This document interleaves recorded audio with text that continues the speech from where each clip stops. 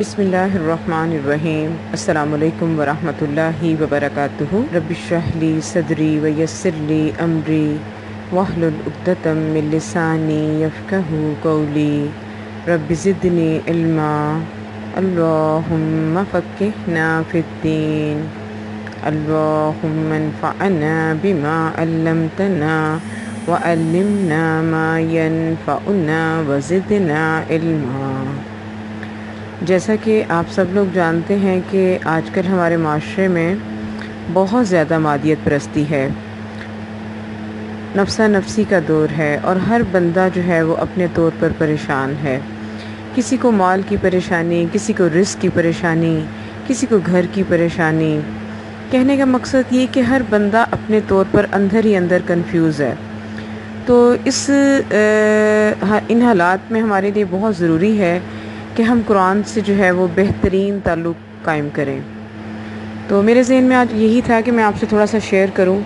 صحابہ کرام نے نبی اکرم صلی اللہ علیہ وسلم سے ایک دفعہ اپنے بہت سارے مسائل کا حل پوچھا، تو نبی اکرم صلی اللہ علیہ وسلم نے ان مسائل کا حل جو ہے وہ استغفار بتایا۔ استغفر اللہ الذی لا الہ الا هو الحی القیوم واتوب الیہ۔ یہ آیت ہے جس کے پڑھنے سے ہماری تمام مشکلات ختم ہو جائیں گی انشاءاللہ۔ اور آپ یہ سوچ رہے ہوں گے کہ یہ لمبی آیت ہے اور ہم اس کو کس طرح یاد کریں گے، تو 4 ورڈز بھی ہیں، استغفر اللہ و اتوب الیہ، استغفر اللہ و اتوب الیہ۔ یہ 4 ورڈز بھی یہی ہیں، اسی کا سبسٹیٹیوٹ ہے، متبادل ہے ان آیات کا۔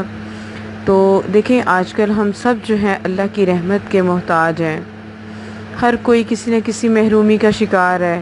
تو آپ یہ صدقے دل سے شعوری طور پر اللہ سے مانگیے، استغفار کیجئے جتنا ہو سکے، تو انشاءاللہ اللہ تعالی ہم سب کی مشکلات دور کرے۔ دیکھیں کسی کے پاس اولاد نہیں ہے، کسی کے پاس خاوند نہیں ہے، کسی کے پاس پیسہ نہیں ہے، کسی کے پاس گھر نہیں ہے، تو تمام مشکلات کا حل استغفار میں ہے۔ ہم اللہ تعالیٰ سے اپنے گناہوں کی بخشش مانگتے ہیں، اللہ تعالیٰ واقعی ہمارے گناہوں کی بخشش کر دے، اللہ ہمیں اپنے نیک اعمال کرنے کی توفیق عطا فرمائے، اللہ تعالیٰ ہمارے نیک اعمال کو قبول فرمائے، آمین ثم آمین۔ استغفار کو جتنا ہو سکے آگے بھی پھیلائیں، انشاءاللہ آپ کے لیے صدقہ جاریہ ہوگا۔